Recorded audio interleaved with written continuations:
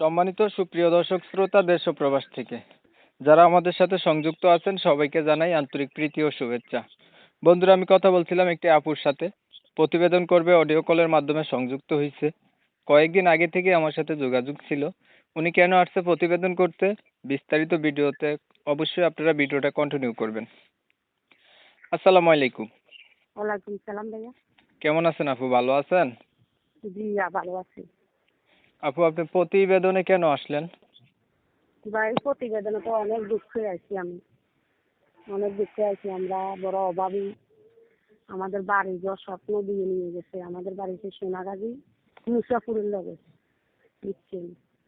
আমরা বড় অভাবী, আমাদের বাড়ি ঘর দরিয়া নিয়ে গেছে। আমাদের কেউ নাই, শুধু একজন আম্মু আছে আর আমি আছি। আর আমাদের পৃথিবীর কেউ নাই। ঘর আসছিল ভাঙ্গা চূড়া, অর্ধেক নিয়ে গেছে, অর্ধেক আছে মাল টামাল সবাই নিয়ে গেছে। যে এই প্রতিবেদনে আসলাম যে একজন ভালো যদি একজন মানুষ পাই পাশে দাঁড়াবার জন্য, সুখে দুঃখে থাকে আমার জন্য, সেরকম একজন মনের মানুষ চাইছিলাম আর পাশে দাঁড়াবার জন্য একটা মনের মানুষ পাওয়ার জন্য আসছেন। নদীতে আপনার বাড়ি ঘর সব ভেঙে নিয়ে গেছে, আপনার হচ্ছে পরিবারে বাবা নাই, মা আছে না? জি। আপনার বয়স কত? হবে আমার বয়স 18। বিয়ে হয়েছে?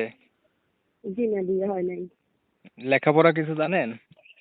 জি না, লেখাপড়া না, জানি না। আপনি কি আগে কখনো প্রতিবেদন করছিলেন? জি না, করিনি। আচ্ছা, এখন 2024 সাল, পড়ালেখা না জানলে বিয়ে করে এমন কে আছে কোন? হুম। কিছু কিছু পড়াশোনা মানুষ কিছু আছে, জানতে হয়, বুঝছেন? পড়াশোনা করতে পারি নাই, অভাবী সংসার। মার টাইমে সাহায্য চাইতে খাইতাম। পড়াশোনা করতে তো টাকা লাগে, আমাদের তো ছিল আত্মীয় অবস্থা নাই। এখন কি করেন আপনি? যে টুকটাক কাজকর্ম করি।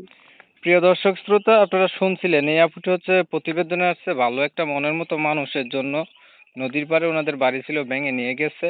হচ্ছে বাবাও নাই পরিবারে।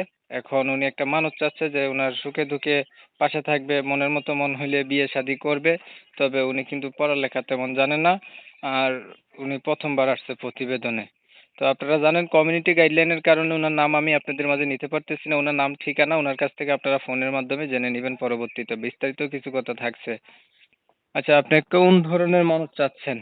যেহেতু আপনার বিয়ে হয় নাই, এখন যদি কোনো বিবাহিত ভাইয়েরা আপনাকে বিয়ে করতে চায়? বিবাহিত ভাইয়েরা বিয়ে করতে চাইলে অসুবিধা কি, যে একজন ভালো মনের মানুষ হলে। আপনার না বিয়ে বিয়ে হয় করতে নাই, দিই। তাইলে আপনি কেন না বিবাহিত লোকের কাছে বিয়ে বসবেন? না, আমি ভালো। বিয়ে হলে তো আর মানুষের ক্ষতি যাবে না। আসলে মেয়েদের বিয়ে তো একবারে হয়, বারবার হয়। তো আপনার তো বিয়ে হয় নাই, তাইলে আপনি একটা অবিবাহিত মানুষের কাছে বিয়ে বসবেন। আপনি বিবাহিত লোকের কাছে কেন বিয়ে বসতে চান? তো ভাগ্যে যা যা থাকে তাই আল্লাহ যাকে মিলে, যাকে চাইলে থাকতে একজন ভালো মানুষ চাইতে হয়, আমি চাই। মানে আপনার হচ্ছে কারণ তাকে বয়স যত কোনো বিয়ে করলে ব্যাপার না, মেহনত। মানে বিয়ে হইলেও সমস্যা নেই, আপনার মনটা হচ্ছে তার ভালো হইলে এমন একটা মানুষ আপনি চাচ্ছেন।